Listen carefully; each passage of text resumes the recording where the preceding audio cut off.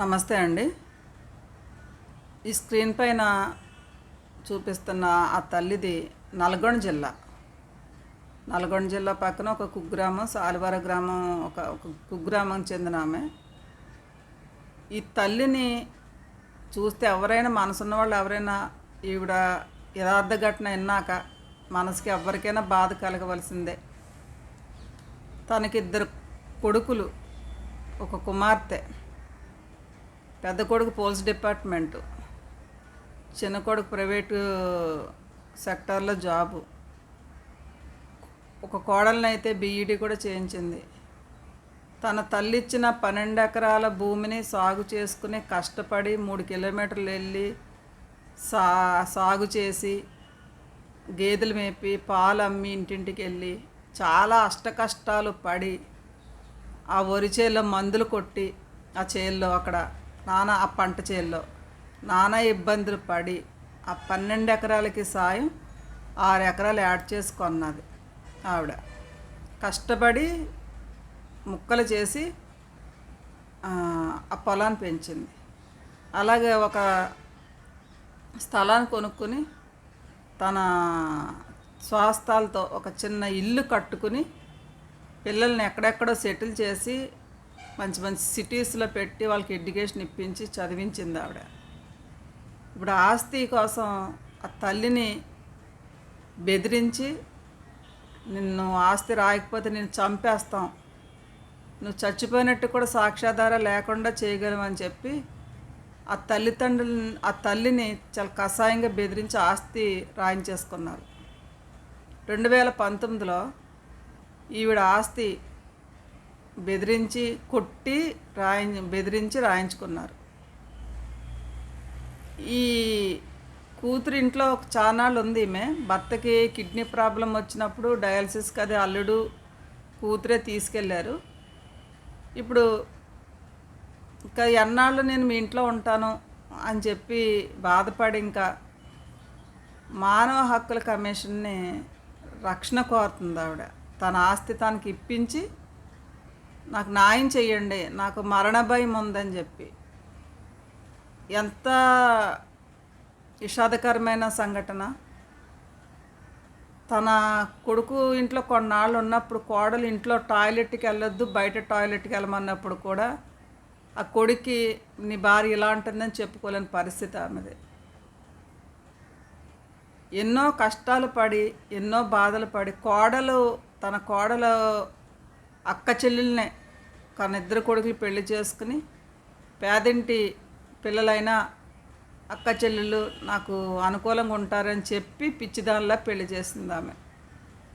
తన కోడలు అమ్మమ్మకు కూడా అప్పుడు అనారోగ్య సమస్య వచ్చినప్పుడు చెయ్య ఇరిగినప్పుడు ఈమె ఇంటికి తీసుకెళ్ళి, చూసేవాళ్ళు లేకపోయేటప్పటికి ఈమె ఇంటికి తీసుకెళ్ళి నానా సపర్యలు చేసి హాస్పిటల్ తీసుకెళ్ళి చూపించి బాగు చేసి పంపించిన గొప్ప మాతృమూర్తి ఈవిడ.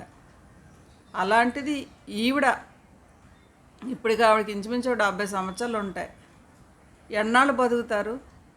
దారుణంగా ఆస్తి కోసము ఒక పోలీస్ డిపార్ట్మెంటు, ఒక రక్షణ,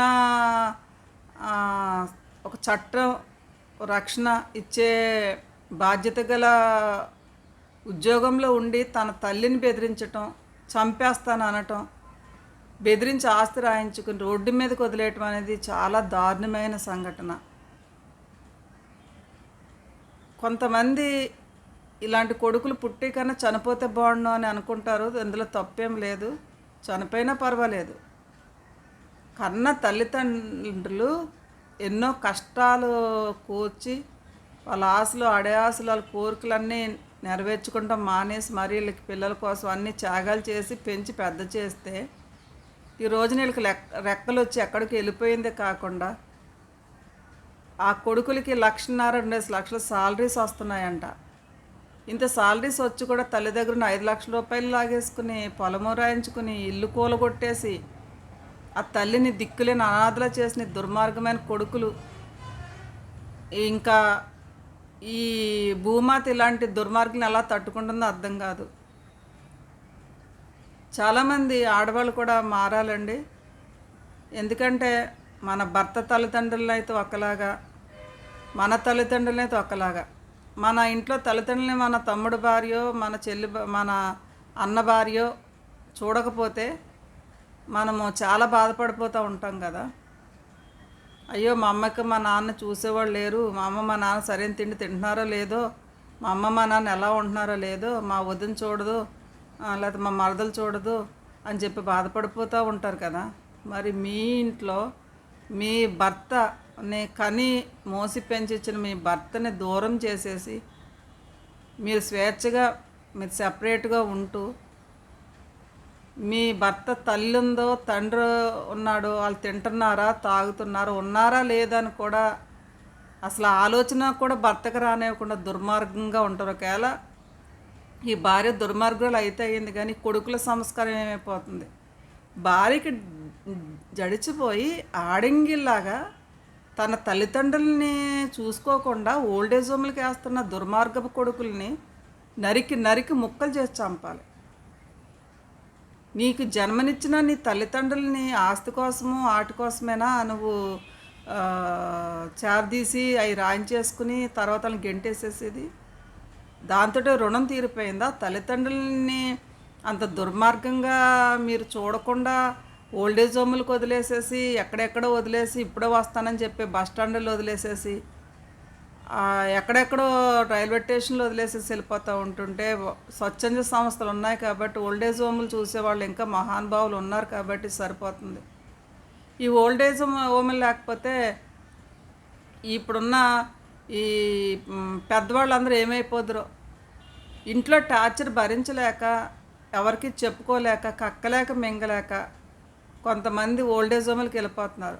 పెద్ద పెద్ద ఫ్యామిలీస్లో కూడా ఇలాంటి సమస్యలే ఉండి వాళ్ళు చెప్పలేక, కక్కలేక, మింగలేక పబ్లిక్లో పరువు పోద్దని, మా కోడలు చాలా బాగా చూస్తుంది, మా అబ్బాయి కన్నా బాగా చూస్తుంది, మా అబ్బాయి పట్టించుకోకపోయినా మా కోడలు మమ్మల్ని ఎంత బాగా చూస్తుంది, మాకు ఏం కావాలన్నా సరే మాకు అన్నీ అప్పటికప్పుడు తెప్పించి పెట్టేస్తుంది, తను ఇండియాలో ఉన్న, అమెరికాలో ఉన్న, ఫారెన్లో ఉన్న, ఇంగ్లాండ్లో ఉన్న మాకు అన్ని వసతులు మా కోడలు మాకు పంపించేస్తారు అని కొంతమంది అత్తండ్రులు చెప్పుకుంటారు. కొంతమంది అత్తగారు చెప్పుకుంటూ ఉంటారు. ఆ కోడలు కనీసం ఉన్నావా తిన్నావా అని ఆ కోడలు అడగపోయినప్పుడు కూడా మా కొడుకులకి కోడలికి మేము ఇబ్బంది పెట్టకూడదని మేము ఓల్డేజ్ హోమ్లకు వచ్చేసి మేము ఇక్కడే ఉంటున్నామని చెప్తారు. అంత అబద్ధమండి. ఎందుకంటే సొసైటీలో కొడుకు కోడళ్ళే వీళ్ళని చూడట్లేదంటే ఎక్కడ లోకం అయిపోతారో అని చెప్పి ఆ బాధను కడుపులో దాచుకుని మాకు ఇంటికన్నా మాకు ఓల్డేజ్ హోముల్లోనే చాలా బాగుంటుందని చెప్పి లేనిపోని ఆనందాన్ని కెమెరాల ముందు నటించే పేరెంట్స్ని ఎంతమంది చూడట్లేదు మనం. పట్టి అన్నం పెట్టి తల్లిదండ్రులని ఎలా ఉన్నారని తల్లిదండ్రులని పట్టించుకోకపోతే ఈ రోజున మన పరిస్థితి ఎలా అయిపోవచ్చు, రేపటి రోజున మీ పరిస్థితి ఎలా ఉంటుందో ఆలోచించుకోండి. మనము ఎవరికి ఏది ఇస్తామో భగవంతుడు మనకు అదే డబుల్ ఇస్తాడు. మన తల్లిదండ్రులని పెళ్ళి అయ్యే వరకు కూడా అమ్మా నాన్నలని ప్రేమగా కనిపించిన వాళ్ళు పెళ్ళి అయిన తర్వాత వెంటనే వీళ్ళకి ఒక కుటుంబం ఏర్పడి ఒక పిల్లలు పుట్టేటప్పటికి మా ఇల్లు మా పిల్లలు అనుకుంటారు. అప్పటి వరకు మన అమ్మ నాన్న అన్న వాళ్ళు సైతం కూడా భార్య వచ్చిన తర్వాత ఎందుకు మీరు అలాగ దుర్మార్గులా తయారైపోతున్నారు? మీ భార్యకి బుద్ధి లేకపోతే మీకు బుద్ధి లేదా? మీ తల్లిదండ్రులని చూడొద్దని మీ భార్య చెప్తే మీరు చూస్తారా? మీ అంతరాత్మకు లేదా? మీ మనస్సాక్షి లేదా? అమ్మన్నాళ్ళని చూడాలని చెప్పి మీరే ప్రపంచం అని చెప్పి బిక్కుమంట బతుకుతున్నారు చాలా చోట్ల ఇప్పటికీ తల్లిదండ్రులు. కొన్ని చోట్ల ఒక వీడియో చూసినప్పుడు తన చితి తనే పేర్చుకుని ఆ తండ్రి కాష్టంలో కాలిపోయి చచ్చిపోయాడు. అంటే ఎంత ఆ పెద్దాయన ఎంత మానసిక వేదన పొందున్నాడంటే కొడుకులుండి. ఇక్కడ ఇలాంటి సంఘటనలు ఇప్పుడు ఈ తల్లి స్క్రీన్ పైన కనపడుతున్న ఈ తల్లి ఒక్క ఆమెదే కాదండి, ఇలాంటి సంఘటనల్లో ప్రతి చోట, ప్రతి ఈదులో, ప్రతి ఊర్లోనూ ఉంటాయి. ఎప్పుడూ కూడా ఎక్కడా కూడా ఆ కోడలు ఆ తల్లికి ఆ తండ్రికి అంటే అత్త మామకి పట్టెడు అన్నం పెడతాకి ఏడుస్తూ ఉంటుంది. ఎంత కర్మ అండి. వాళ్ళకి చూసే ఓపిక లేకపోతే మనుషులను పెట్టి వాళ్ళకి కావలసిన డబ్బులు కింద పట్టి అంత సరుకులను సమకూర్చి ఎలా ఉంటున్నావు ఎలా తింటున్నావు నాకు ఫోన్ చేసి అడగటం పోగా వాళ్ళ ఆస్తులన్నీ లాగేసుకుని ఇలా కొట్టి హింసించి వాళ్ళని రోడ్డు మీద పడేస్తూ ఉన్నారు. ఈ పాపం ఊరికినే పోదు. తల్లి ఉసురు, ఆ కన్నీరు పెట్టిన ఆ గుండె ఘోష ఇంతకింతకు 10 తప్పనిసరిగా కొడుతుంది. ఆ తల్లిదండ్రుల ఆస్తి కావాలా?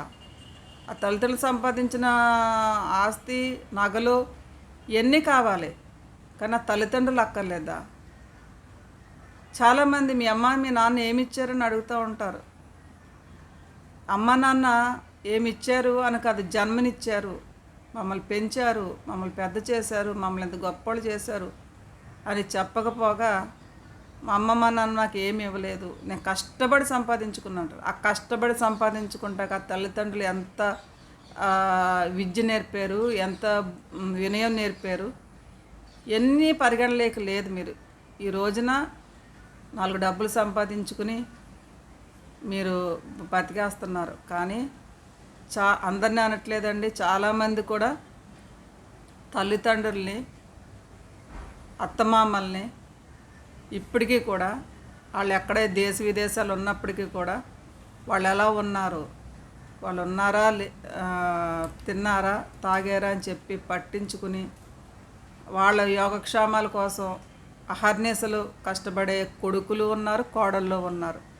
విదేశాల్లో ఉన్న కొడుకులు కోడళ్ళు కూడా వాళ్ళ తల్లిదండ్రుల గురించి, అత్తమామల గురించి ఆలోచించే పిల్లలు కూడా ఉన్నారు. అదే సమయంలో విదేశాల్లోకి వెళ్ళిపోయిన కొడుకులు కోడలు తల్లిదండ్రులు చనిపోతే మేము రావటానికి ఎలాగా వీసా దొరకదు, లేదా టికెట్ దొరకదు, ఏదో వీసా కాదు టికెట్, ఎప్పుడు టికెట్లు దొరకవు అని చెప్పేసి మీరే ఆ కార్యక్రమాలు చేసేయడం కొంతమంది చెప్తున్నారు. కొంతమంది కనీసం ఫోన్ కూడా ఎత్తట్లేదు. అసలు ఇంత దుర్మార్గంగా ప్రపంచం అయిపోతూ ఉంది. ఏదేమైనప్పుడు కూడా మనము మనలో పరివర్తన అంటూ రావాలి. మన భర్త తల్లిదండ్రులు అయితే ఒకలాగా, మన తల్లిదండ్రులు అయితే ఒకలాగా చూడొద్దు. మీ భర్త తల్లిదండ్రులు చూడటం మీకు ఇష్టం లేకపోతే మీ భర్తనన్నా సరే ఆ తల్లిదండ్రులకి దూరం చేయొద్దు. ఆ దూరం చేస్తే కర్మ మీ బిడ్డలకి మీకు ఇంతకింత దూరం భగవంతుడు పెంచేస్తాడు. అలా ఎంతమంది హిస్టరీసో చాలామంది చూశారు, నేను చూశాను. కానీ కావాలని చెప్పి ఎప్పుడూ కూడా ఒకళ్ళ ఆస్తి కోసము తల్లిదండ్రుల్ని చంపించేసేయటం అది ఎక్కడో మనం చూడట్లేదు, ఇప్పుడు ఈవిడని చూస్తున్నాం, అలా చాలామందిని కూడా చూస్తూనే ఉన్నాం. ఏదేమైనప్పుడు కూడా ఈ విషయం ఇలా ఈ తల్లి బాధ అందరికీ అర్థం అవ్వాలని చెప్పి నేను వీడియో చేస్తున్నాను. Thank you.